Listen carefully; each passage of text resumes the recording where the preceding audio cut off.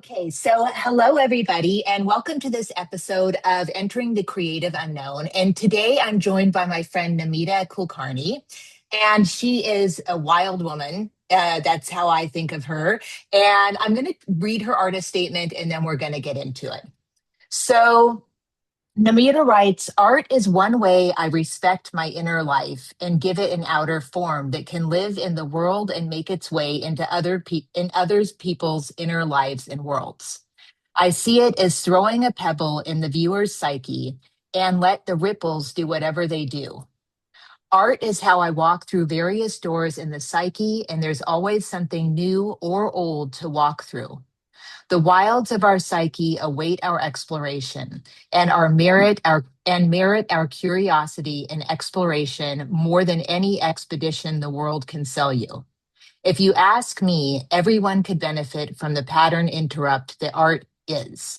It adds trueness to my days when I create, and for that I am deeply grateful.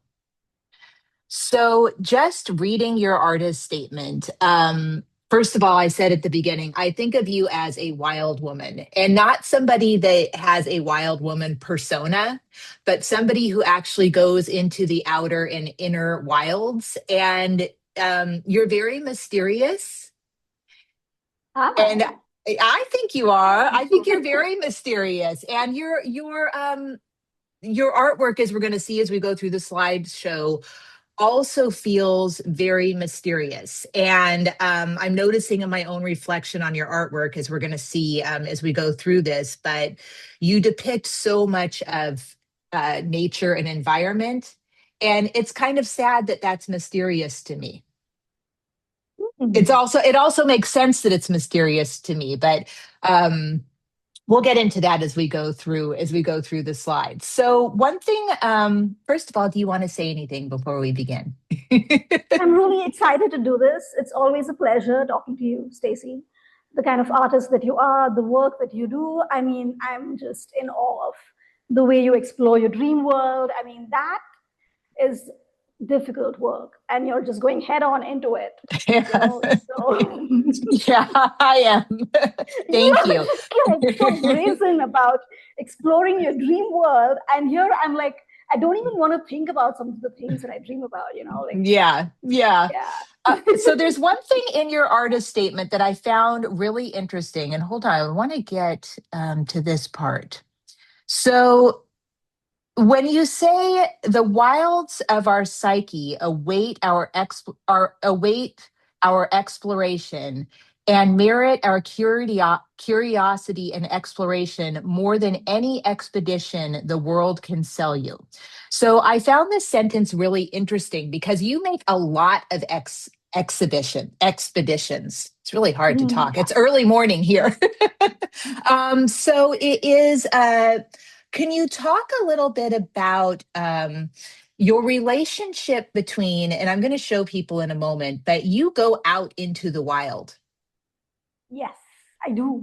So talk about the mirror between your wild exploration actually and how that relationship is with your inner wilds, like how they communicate with Oh, one wow. another. I love that question. So I feel like every time I've gone out into the wild, what I've brought to my experience of the wild is my inner life, right? Like the kind of exploration I've done on the inside, that is the lens through which I experience the outside. So, and at some point, the lines actually blur if you think about it. Like I was having this conversation with a friend a long time ago, like where does the inner world end and the outer world begin? Because you're experiencing everything outside of you, inside of you, and things inside of you show up on the outside. So you don't even know where the line begins and ends. So yeah, I feel like, and also interestingly, I'm working on a painting that addresses this theme of how when you go out into the wild, what you're experiencing, the way you experience the wild, has a lot to do with what you've explored on the inside. How much or how little, how bravely or how gingerly you've explored your insides. That is going to literally be the tone, the lens that colors the entire experience of the wild outside of you. So you will have a level of you know appreciation of the wild that correlates with how much you've appreciated things that you found inside you.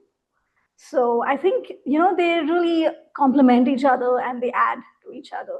And there are things that you see outside that resonate with something inside you. So it's very interesting how they mingle, and yeah, what you're bringing to the mountaintop is what's inside you. There's that old saying that the Zen you find at the top of mountaintops is the Zen that you take up there with you, right? So that's a simple way to put it, I guess. So I think, yeah, it really helps the way the richness of the inner exploration, that the way that adds to the way you appreciate the things you see outside of you. Yeah. It's really interesting when you think about, as you were saying, that we all share symbolic language and inner world experiences, and we also have our own unique symbolic language and inner world experiences. But if you think about source or God or universe or whatever it is, like this planet is an expression of that source's inner world in my how I feel about it. And so it is interesting that this is just my own, like, I'm kind of going out there, but it is interesting that, this idea of, I think that what you're doing through your artwork is you're breaking that myth that we're separate from source and nature in just how my body responds to your artwork. Wow, that's amazing to hear that. Thank you for seeing it that way and sharing that with me. Because I think that's the point of art, to break those walls that we've built. I mean, the painting that I see right next to you there, that face on the wall there, it resonates with some feeling that I may have had a week ago. And, it reminds me of my human experience as, someone sitting here so far away from that little pencil sketch next to you. Yeah, yeah.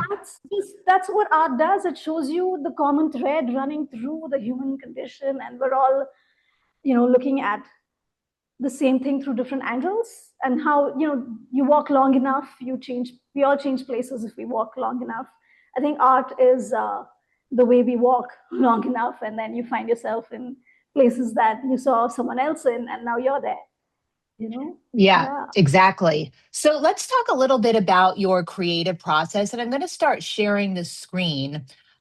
So I've had the privilege of being able to, oops, I'm going to go back. Hold on, sorry about this.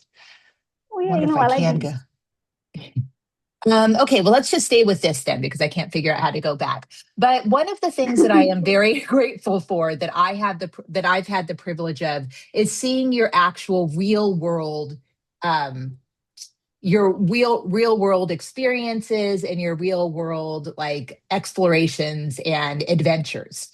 And you really do, from what I've observed, you really take in the teeny parts, like it's Yeah. amazing just seeing this painting, how one of these, even though on the white page they look so brilliant, and they are brilliant, but I could see how these would be very difficult to hone in on in an actual wild environment in the jungle. So when you Yeah. come home with all of that richness, there's so much richness that you are in relationship with in nature. How, what is this process? Like when you come home with so much from an adventure, Yeah. Oh my how do God. you start to transition to your page? How do I start? Hmm. Well, Or first what's of your all, ritual? yeah, my ritual. I mean, I tend to make notes, draft sketches. I save little snippets of insight or inspirations that I've had on the trip. I make it a point to save them somewhere. I'll text myself or I'll email myself or I'll write it down in a notebook.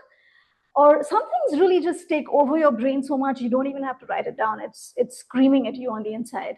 So you have all these impressions, and as we get older we tend to forget stuff more. So I've noticed that I need to write things down more if I want to hold on to them. So it really helps to have a record of small sketches, small writings, which later when you read, you're like, I would have completely forgotten this if I had not written this down. So you're really thankful that you took the trouble to do that. So there's that. I do that for sure. And also, I take a lot of photos while I'm traveling of the tiniest details that fascinate me. And that helps. I really enjoy taking macro photos, like the smallest little things that people might miss. And I've done that a lot on my trips. Like my phone is full of so many bugs and little things. If someone goes through my gallery, they'd be surprised at how much detail my phone is able to capture. Yeah. I love observing the tiniest of things. There's something about how that just exists there for its own sake. That bug doesn't know that someone's getting obsessed with it, or nobody's looking at it, or 100 people are looking at it. It's just being itself there out in the wild. And this one, the lime green caterpillar that you see, that is something I saw in Thailand when I was in a little village, a small homestay.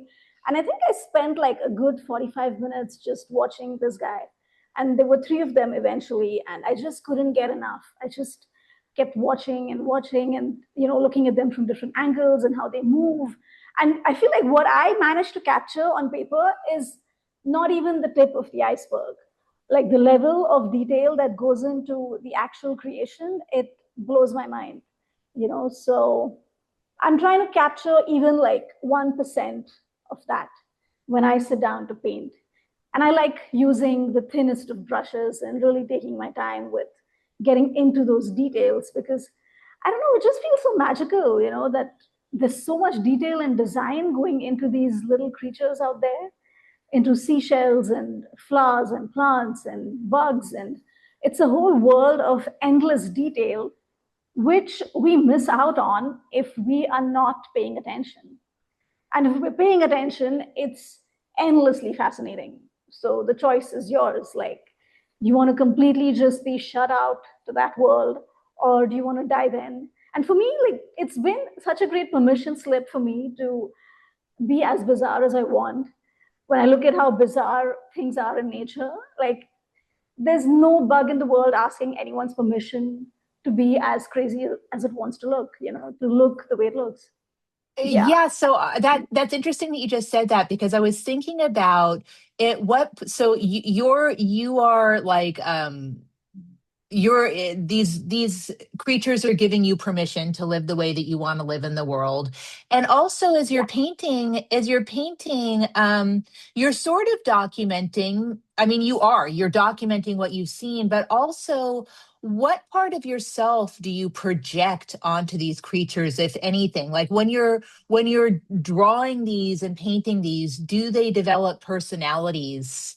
Do they develop, names or stories Yeah, beyond, yeah, what you've just seen? definitely. Oh, yeah, for sure. I feel like I know these guys. Like these are my old friends because I spent so much time with them. And when I painted the first two on top, I felt like I don't know if these two are going to get along. There was a feeling of like there was chemistry between these creatures for me in my head. So I was enjoying the way it's like characters coming alive for you if you're writing a novel, and you completely know very well that you are the one making up all the characters and the story and all the complications in it. But then you start caring about these characters, you're emotionally invested in them, they become real people in your head. So I feel like when we paint, we do that with the subjects that we paint as well. It has a personality. You don't even want to call it an it anymore. It's more like this is somebody I know. Yeah. So I really enjoyed having these come alive on the page for me. Yeah.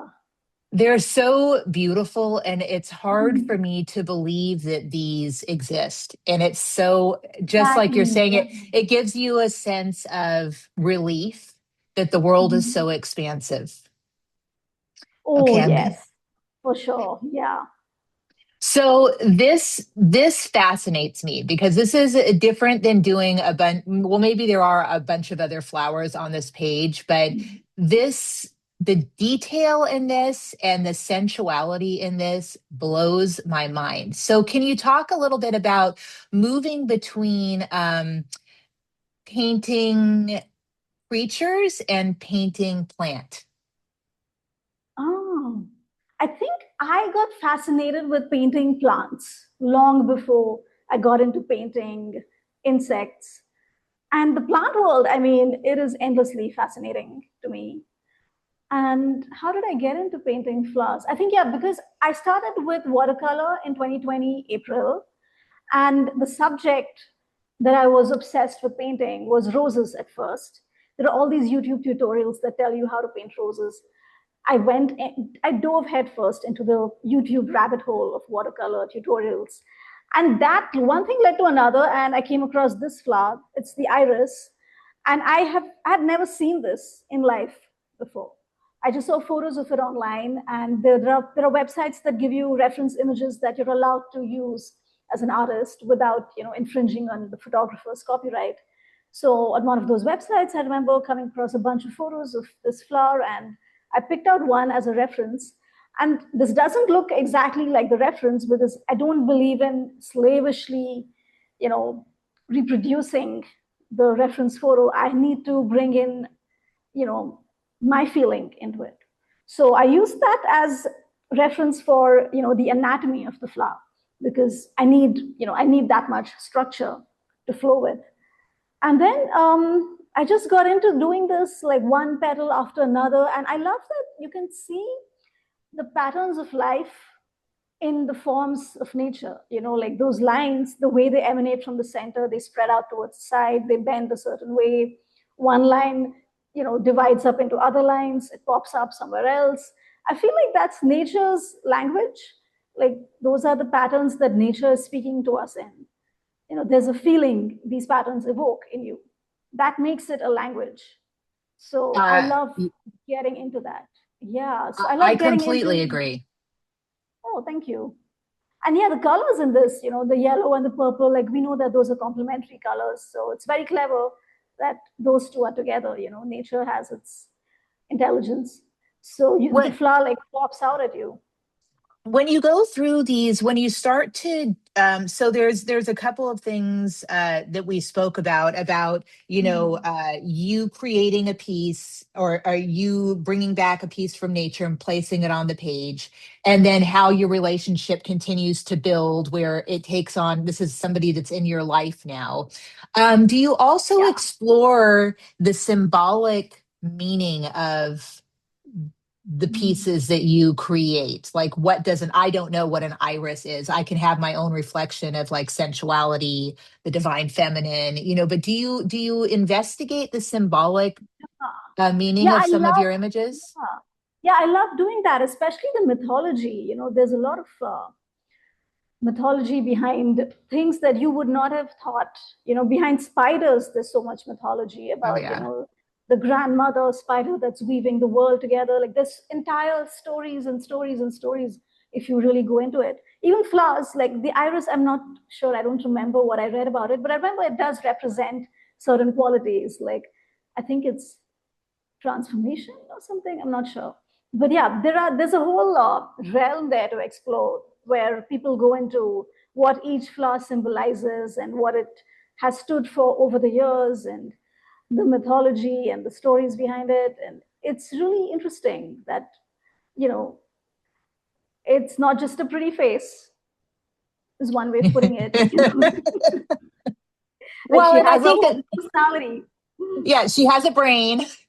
She Yeah, has her own thoughts. It's yeah, so, she has her own history, and that you could really get into if you wanted to and learn yeah, a lot. Yeah, absolutely. Yeah, beautiful.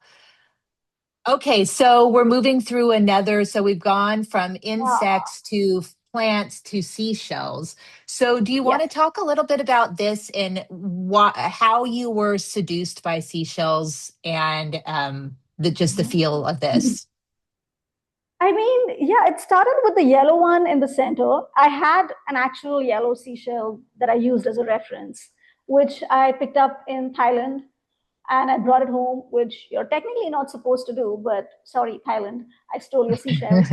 And it's still there on my table, and I love it. It's just so pretty. I found it in I think Emerald Lake or someplace like that in Krabi, and I got obsessed with it. And it was sitting on my table, and I was really drawn to the concept of seashells around this time. It was the end of June, and in my personal life, I wasn't feeling safe where I was living.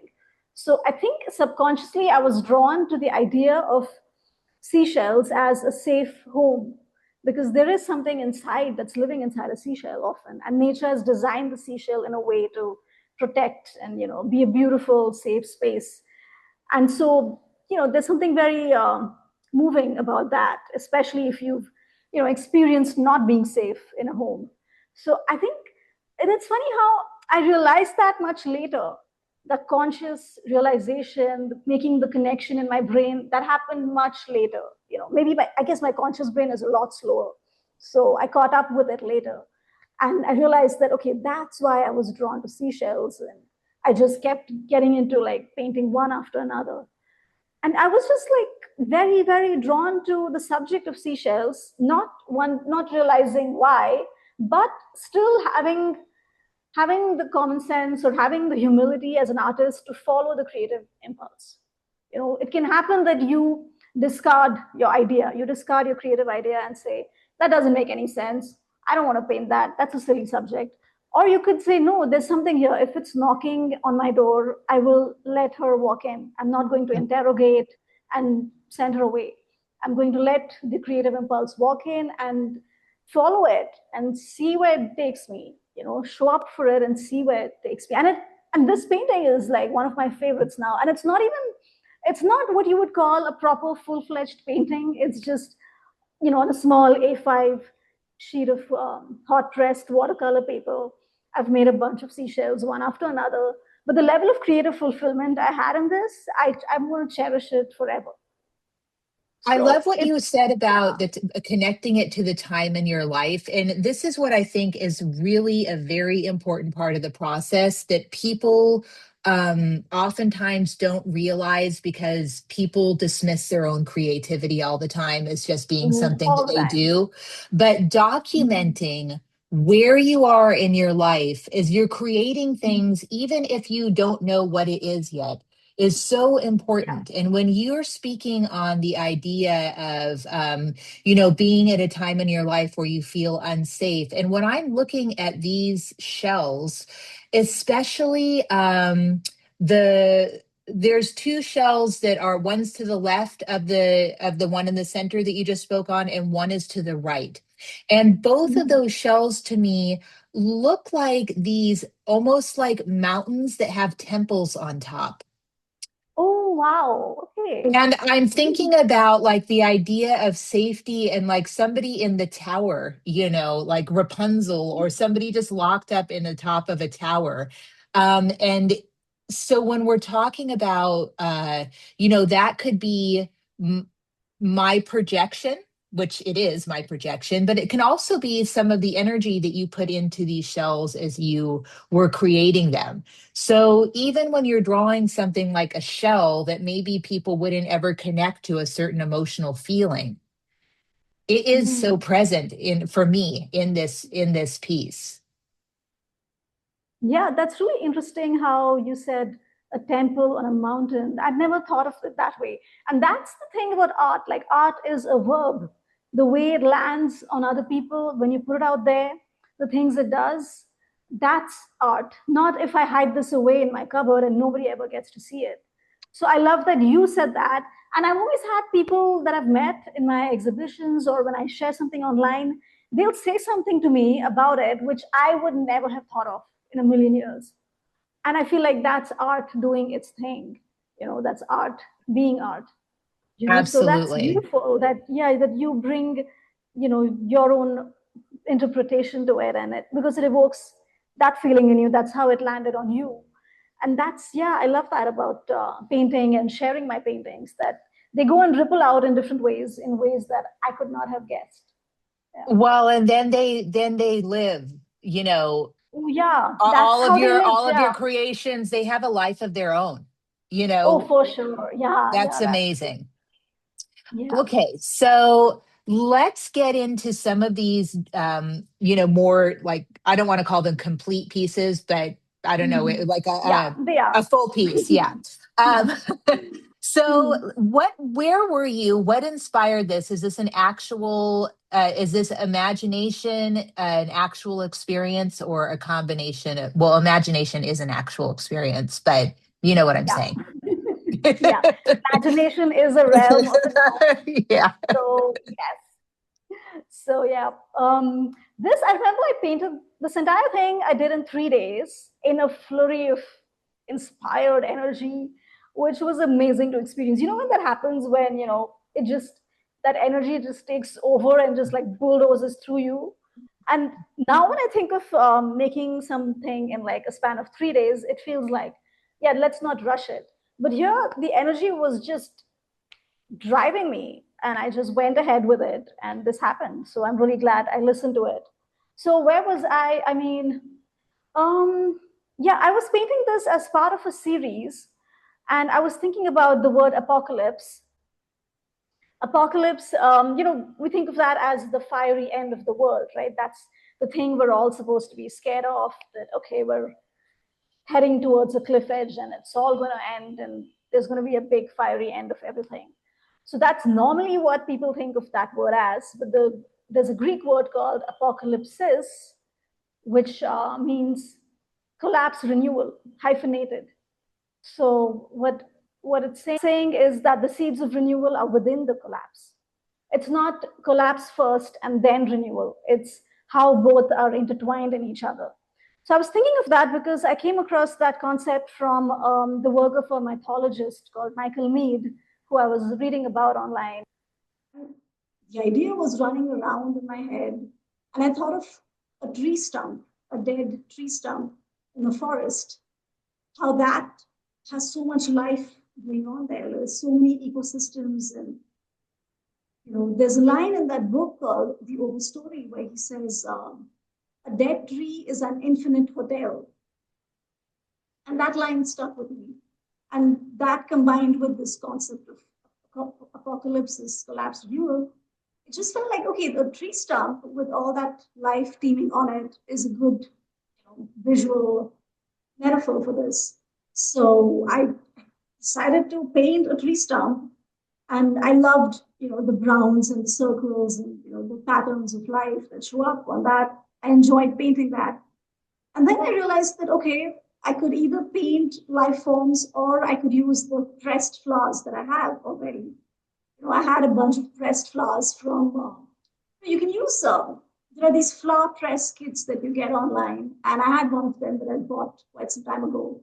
You just pop it in the microwave for 1 minute, and your flower comes out like pressed and completely dehydrated. So the colors stay. The colors are really bright, and they're not going to get spoiled because the water's left them. The microwave has done that for us. So I figured that, okay, I could have a really great time just arranging all those different flowers out there on a tree stump. And that way, there's something very symbolic about that. I'm using pressed flowers to show, the renewal and the collapse, the cycle of nature on a dead tree stump. It just sort of like added up beautifully, and I just went ahead with it. Then there's a spider web in the corner there, which I have a thing for spider webs. I'm obsessed with them. And to me, spider webs are such a great depiction of things being interconnected. Like the literally connections written all over, right? So there's something about that that really speaks to me. So I put that in the corner. And yeah, so that's basically how this painting came about. It's really that really comes across when you're talking about your inspiration for this painting, because as you're speaking, I can feel sort of like the tension of like this liminal space between death and rebirth. You can feel it, like even with the pressed flowers, Yeah. holding color. It's almost like just need like a little moisture. Do you know what I Mm-hmm. mean? To like kind of like come back to life. And this tree stump, even though it's cut off, it is very vibrant. And this is a very this painting holds a lot of tension for me, actually, in a good way. You. Yeah, it's Um, like the tree said, I'm not done yet. The tree was like, fine, you cut me off. I look like a dead stump in the forest, but I'm so not done yet. There's so much life yet to go. well, it's like us.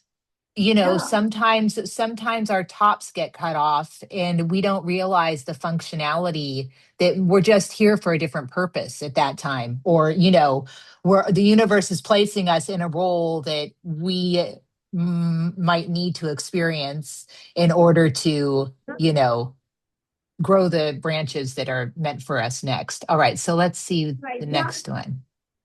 Okay, this is fascinating to me because I cannot imagine. Well, all of them are, because I'm terrible at working with like shadowing and light in this field. I feel like a fairy when I look at this. Okay. I have done my job. Oh, cool. Okay. So this one's called Nightlife. It's oil pastels and gold leaf. And I'm trying to remember what the hell I was thinking when I made this, because this was quite some time ago. I had a notebook full of black pages.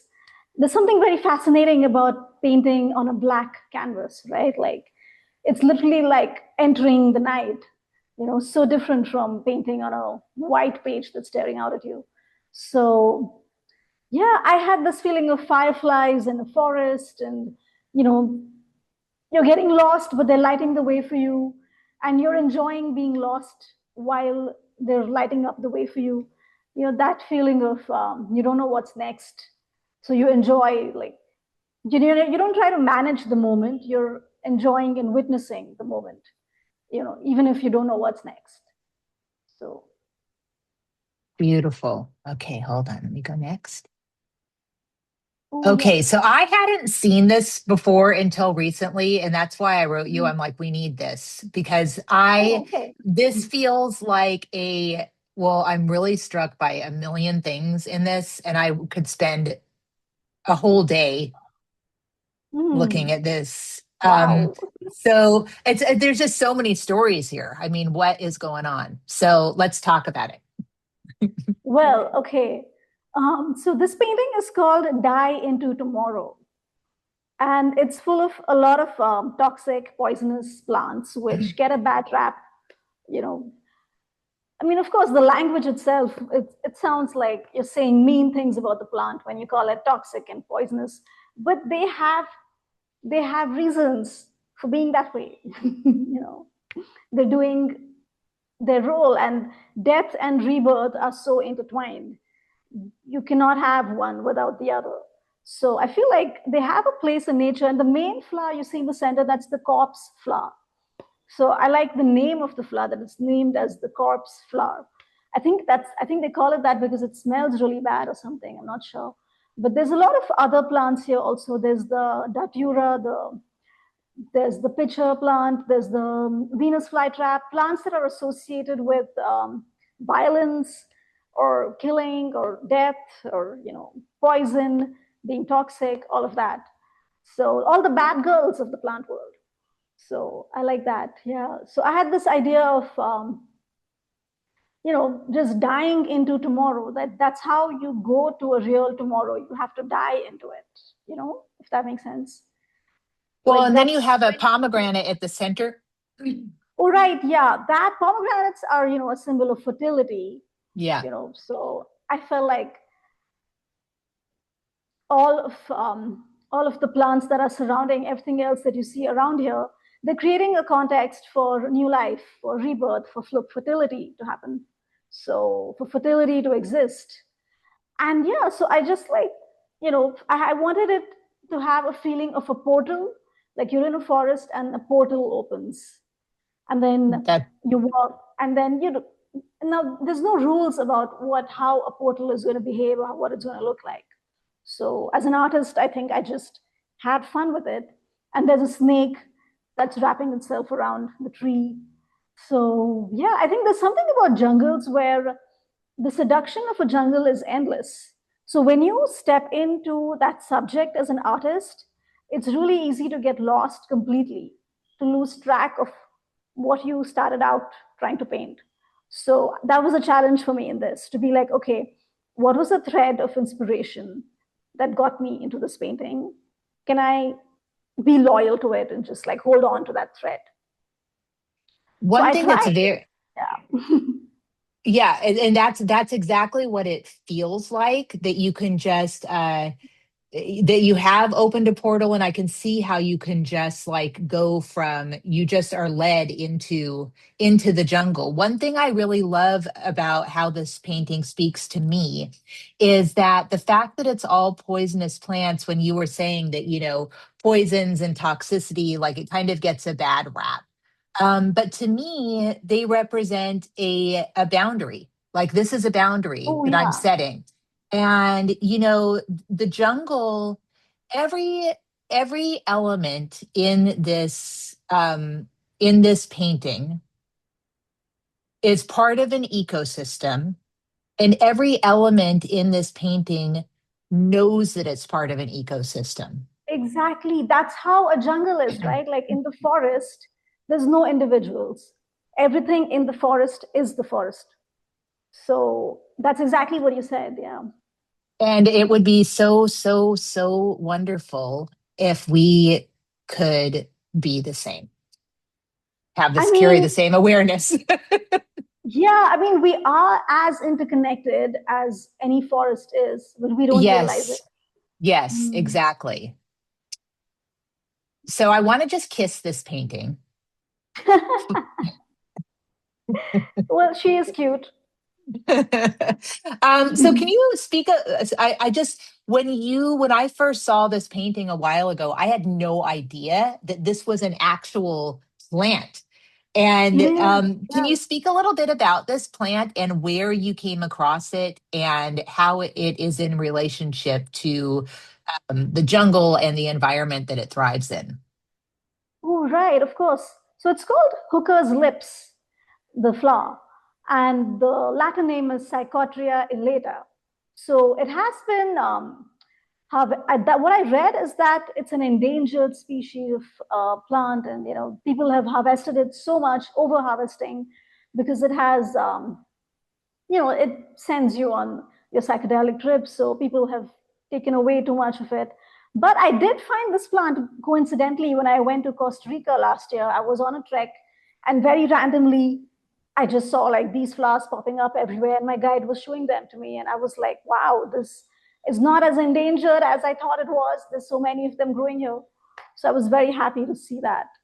And yeah, I mean, I started this painting because I just wanted to paint this flower. So I just began with those lips. I just started painting that. And then one of those one thing led to another scenarios where that's how it happens always when you paint something that you love, that leads you to paint another thing that you also are fascinated by. And now you're on this, it's like a treasure trail, one thing leading to another. And the challenge in this painting was to make everything look cohesive somehow. You don't want it to be separate elements, like this leaf here and this thing here and that thing there. You want it to look like they're all together somehow, like an ensemble. So I had to figure out how something begins here and shows up somewhere else, and it connects to something. It ended here, but it began there. Things going back and forth and layers. So for me, the composition part, that was really fun to work out. To make things look like, okay, they're all working together. It's all one unit finally. Well, and this is for me, like my projection onto this painting is, especially when you were speaking about the actual plant itself and the journey that this flower has experienced of being over harvested. And it is, for me, this again represents almost like the journey of woman, is how this feels to me. It's like you have this beautiful, intoxicating, Yeah. seductive flower Wow. that Yeah. everybody just has to fucking pluck and just, Yeah. take. But Extract. Yeah. right, extract, exactly. And then you have the Venus flytrap Yes. at the bottom left. And then Mhm. you have this butterfly that's just about to unfurl, or that's what it feels like. It's just Yeah, the about to spread its chrysalis. wings. Yeah, and Yeah. it's like you have this triangle here. I'm looking at Yeah. it like a triangle. And Yeah. at the top is this gorgeous, I'm going to say woman. And then at Mm-hmm. the bottom, it's this base that we experience as women, the parts of ourselves that we experience so much of Mm, either being right. trapped or having to Mm-hmm. have like this external shell of protection present all the time, and also being in this tense state of just about to open up. I don't know. This Right. Yeah, painting that's really speaks to me. beautiful. Yeah, I love that whole layer that you just opened up for me. I'd never thought of it like that. For me, I think I'm so instinctive. I'm in the world of images when I'm painting. So I'm going by the feeling of things. And I wanted, you know, a feeling of unfurling, a feeling of also like the borders. You see how the leaves are popping out of the borders. I wanted that feeling of overflow. And I wanted the chrysalis there because the chrysalis is like, the verge of life beginning. So in the forest you see all of that. You see life just beginning here and something's ending there, and it's all happening at the same time. So I was trying to bring out that vibe, but the way you relate it to like women, and like you said, boundaries. The Venus flytrap is like a boundary there. So I love that. Beautiful. Okay. Yeah. So let's speak on this painting. And oops, oh, darn it. Okay. So Mm. what I was just also feeling about that last piece is that the jungle, depending on where you begin, whether it's imaginary or if it's something that you've actually experienced in Mm. nature, there is your pieces have a sense of mandalas, like that Sense last of sorry. piece, being a mandala. Oh, okay. Right. That's how the last piece felt to me in a sense as well. Like you Mm. have this center and everything's just kind of moving out. So Right. Yeah. I see this. I also see the way that your compositions are in shape, and I want to speak on this painting, and I really want to. I'm picking out a really small piece that's standing out to me, which Mm. is this spiral that is coming out behind the snake on the bottom. Right. Okay. Right. That's the mushroom. It's Oh, it's supposed a to be mushroom. a turkey tail mushroom. Yeah. It's beautiful. So, Thank you. can you speak about the eyes here and the Mm. experience of going into this painting? Like, how did it Mm. emerge?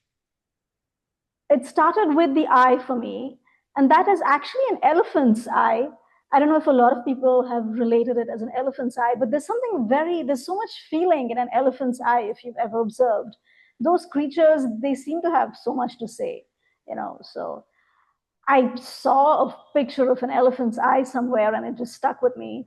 And yeah, so it started with that. And then the nuts and bolts arranged themselves around that central feeling of something looking out at you, while you're looking into it. So for me, this painting it's called Jungle Gaze. It's about how when you walk into the jungle, your senses are alive, you're looking at everything, and also the jungle is looking at you in ways that you don't even realize or have the words for. So there's so many different eyes here. Like there's actually, I think, 7 or 8 of them if you really get into it. There's something beeping here, right? I don't hear it. Oh, you don't hear the beeping? No. Wow. Okay. All right. Because it rained heavily, so I don't know if the lights will go out. Okay. Okay. Well, we're just going to go with it, but I don't hear any beeping.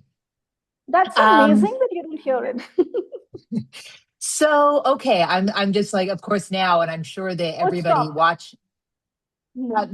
You want, so I feel like everybody who is watching Hmm. this right now is probably going to try and find all of the eyes in that Oh, in this yes, painting. please. So, and maybe we'll find some that you Yeah. didn't even intend on being eyes at all. Yeah, that's the best part. Yeah. But this is really I love the fact that that when I look at these paintings, like I said at the beginning of our conversation, that it was sort of sad to me how mysterious I find some of your paintings, because to me it's evidence of a separation from Mhm. nature. Mhm. However, as we go through these paintings, my body is responding in a way that is saying, of course you're not separate from any of this. Oh, right. So I Yeah. can feel this in my body, and Mm. I can even hear it. And when I'm hearing it, I'm not Mm. actually hearing, like, I'm not hearing frogs or birds. I'm hearing vibration. I can't really explain it, but it is very, very beautiful. Okay. So this is completely outside of what we've seen. Yep, guilty So as charged. Yeah, so how dare you? I I'm just know, joking. right? Like, just absolutely inconsistent, doing whatever the hell I feel like. Yeah. But it's actually not, because this is a completely wild painting. So, can you speak Mm. about this painting and how it came to you, Oh, and yes. Yeah. So, this came to me as an image when I was going to sleep one night of a seashore where someone's playing the seashore like it's a long keyboard that extends all along the seashore. And there's like a pair of a pair of hands that's just playing the seashore like that, like it's a piano. And just like a really bizarre image to deal with, right? I was like, all right, okay, I'll get to it later. And then I just shelved it, and I did not think about it, and I tried not to think about it at least, but it kept popping up in different ways at me. That happens, that ideas are stubborn creatures. They'll keep knocking on your door until you let them in. So that kept happening. And then I thought, okay, let me sit and execute this and see what the hell is going on here. So that's again the part of the artist where you're like, okay, it's not my job to ask questions. My job is to just respond and, see where it takes me. Did that, trusted the creative impulse, and I came up with this composition because it just felt, more accessible to me to have like a piano and, the seashore that way, where I'm not painting it exactly the way I saw it in my mind's eye, but it is capturing the feeling of it. So it's like I made my tweaks on it. Okay, so I hope that's okay. So I did that. And then I realized much later that this painting is actually about the creative process for me. That you sit down with your little hands with something very tangible. There's an instrument, your hands are like your human hands. And what you're doing in your creative process is you're encountering or you're flirting with realms that are none of your business, with forces that you don't know what you're evoking, but you're sitting there and showing up and you're in conversation with them. And you're saying, okay, I'm going to follow my creative impulse and see where it takes me. And sometimes that's a huge wave. And for me, like creativity and waves, the image of waves really correlates with the creative energy for me. Like you do feel your creative energy rising up as waves, right? Like for me, that's the image if you talk about creative energy.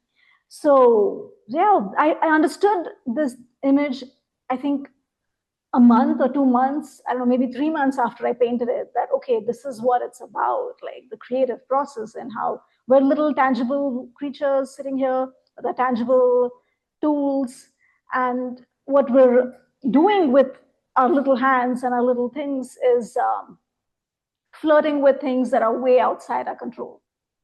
yeah, it's like I mean, and this really depicts like the unconscious just demanding to be seen. Exactly, yeah. I mean, and the unconscious, you would expect that to be a big, large wave often because we tend to suppress a lot and then it blows up in your face because you suppressed it for so long. So that correlates with, a big wave coming at you. And I really love that you spoke on how, you didn't depict the image exactly how it came to you. And I think that's something that Mm. people really struggle with in creative process. So we're flooded with imagination and visions and dreams all of the time. And then when we can't execute exactly, whether it's because of what you think your abilities are, or you don't really know how to quite lay it out, or and I see this a lot with people doing dream work. They're trying to create an exact narrative of how things went in the dream. But that's not the important part. It's the feel. And this definitely completely evokes the feeling, whether it's exactly what the image was or not. So I really appreciate you sharing that, because I think it's so important that we share that as artists, that the creative process isn't having an image in your mind and executing it exactly as it came. The creative process is being in relationship to image. I agree. So what I was saying was is that having the feel of something far outshadows depicting it as if you were taking a photograph. And I really appreciate that you shared that this image isn't exactly as it came to you, because when an image is haunting you, it's not because it's haunting you because you love the way it looks. It's haunting you because it's evoking something in you, and that's what's asking to be expressed. Yeah, it's the feeling. It's also like in yoga, we keep saying that it's the way the asana feels that's important, not the way it looks. So, Exactly. So we didn't say it at the beginning, but Namita is a yoga teacher, and and I want to go to the next painting because it speaks to what you were just saying about an asana is not about how it looks; it's how it feels and what it evokes inside of you. So let's talk about this. yes, I love this one because I had so much fun making this. It's one of those paintings that, I went berserk and just gave myself a free pass to do whatever the hell I wanted. So, yeah. So actually, this came out as a response to people asking me, give them people that I'm teaching yoga to. They ask you to give you a sequence that they can practice at home. You know, as a yoga teacher, I'm sure you've had that many times where people are like, just tell me what to do, give me a sequence that I can practice when you're not there. And I've done that. I've been a good yoga teacher who's done that. But I got bored of doing that. Like I've been teaching for 15 years now. So at some point, you kind of feel like I'm going to respond differently to that question now. So I had fun with that. And I thought, okay, the way someone practices yoga has to be something that emerges from inside them, like a song. Like I want you to sing the song that's inside you. I don't want you to sing the song that other people have been telling you to sing. you know. So yeah, the idea for this was just to give people back their agency and say, be the flow, get inside yourself, and you know, see like literally get on the mat and let your body respond to the moment. If it's grief or pain or joy or whatever you're holding, let that move you and let that be Yeah. your practice. Well, Yeah. and so for people who haven't seen this before, not this painting, but I think that most people that are watching this probably haven't seen that when you receive a yoga practice from a teacher, it's usually like it'll have like little stick figures, and then you like draw little arrows for inhale and exhale, and it's actually kind of cute. But it does not evoke any kind of like it doesn't actually evoke creativity or feel. There's not a lot of feel to it. And if you if you don't have a practice that you do daily, you're not going to look at a stick figure thing and have any feelings really evoke. You're just going to kind of be like, okay, what do I do? Does this mean inhale? Does this mean exhale? But this is a completely different thing. And I know I wanted to ask you, I think we spoke about this before, but did you create this specifically for somebody? One person in particular, but I had like, I think a few people have been asking me. So I think it was a general response to the people in general asking me to do this. give Yeah. them a sequence to practice. And of course, I mean, it can be like a really disappointing outcome for a lot of people. I didn't ask for this. Yeah. Oh, Yeah, this like is one of my such, friends told me that. He was like, people are tired after work. They just want to be told what to do when you can do this. So I was like, sorry, I had to have my fun as well. well, and I think it's really important that, well, okay, yes, but that's not really the purpose. Yeah. I It's mean, like I'm elevating the conversation. yeah, exactly. And it's also, it's like, a yoga practice is like an image, it lives. It's not just what you want it to be, as much as books and actually as much as the patriarchy wants us to move in our bodies in certain ways. That's not actually how it is. It's different. And I think we might have spoken about this before. And I don't want to get too off on a yoga tangent, but I think this does relate to the process of creativity. So everybody is an artist and a creative, every single person, and also every single person is a yogi, somebody that practices yoga, whether they kind of realize it or not. And when I'm teaching a class, if I give somebody if I say, here's 5 minutes that you have that's uninstructed and just be in your own body, I mean, everybody in the room kind of goes like, so I love that you're putting this into a paper. It's like just be the flow, be in your own energy, follow your body's own energy. And even if your body's own energy is saying, I feel shut down because you just told me that I had to create myself, like what does shutdown even feel like? What is your body's intuition to get through that shutdown? Is it to lay down and put your hands on your body? That's your yoga, that's what you're doing, or whatever it is. So and that is the same thing with looking at a blank piece of paper and you've got all these things around you, and maybe you had an idea that, you wanted to draw a bridge and nobody told you how to do it.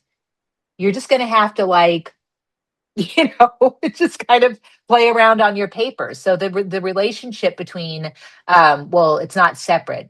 Our bodies are part of our creative practice. So it's very important that we have an idea of how we move in our systems. I'm all for yoga being a creative exploration. For me, that's what makes my practice alive and personal to me. And also, there's a little spider hanging there because for me, the spider is a really interesting creature. She weaves her home out of the saliva. So, out of something inside of her, she creates the home outside of her. And that's a great example for how you come up with your yoga practice. Take what's inside of you and you build it. Yeah, exactly.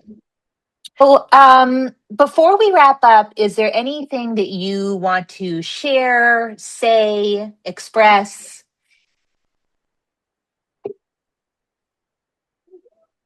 I would just like to tell everybody that everyone's an artist, whether you know it or not. And the people who call themselves artists and direct their time and energy to an artistic practice, whether as a hobby or as a profession or whatever category you put that in, they're not that different from other people. They're not a special category of people. We're just having a little more fun, maybe. We're crazy enough to follow that creative impulse. Take it seriously. We've gotten over the fear of embarrassing ourselves or we've gotten over the perfectionism that stops a lot of people. And not that we've gotten over it completely, we just have practice in sidestepping it. So we know how to skirt it. So it's not like we've cracked some code and we're in some other category now. We just learn to make our way around it every single time it pops up. So yeah, I just like to say to people that artists are really not that different. And also that creativity is a very humbling experience. And it can seem sometimes that artists are really vain and full of themselves, and we can, sometimes act that way as well. But I think it's a very humbling experience to take your most random whims and ideas seriously and go back to them and look under that rock and see what kind of thing is going on under that rock. So yeah, I just like people to know that. Yeah, and also like to just find a creative outlet in their lives wherever they can, find ways to move. We keep talking about movement being so good for the body. So for me, creativity is how you move your psychic energy. You don't want your psychic energy to stagnate. You don't want your blood to stagnate to move the body. The same way, you don't want your psychic energy to be spool and stagnate and sit there and be stiff. So what do you do then? You create. That's movement for the energy inside you.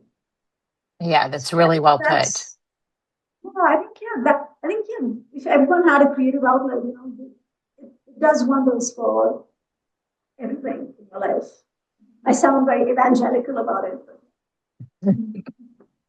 Well, thank you so much for sitting down and having this conversation with me and sharing your process and sharing your insights and your wisdom with us. And this has just been so wonderful.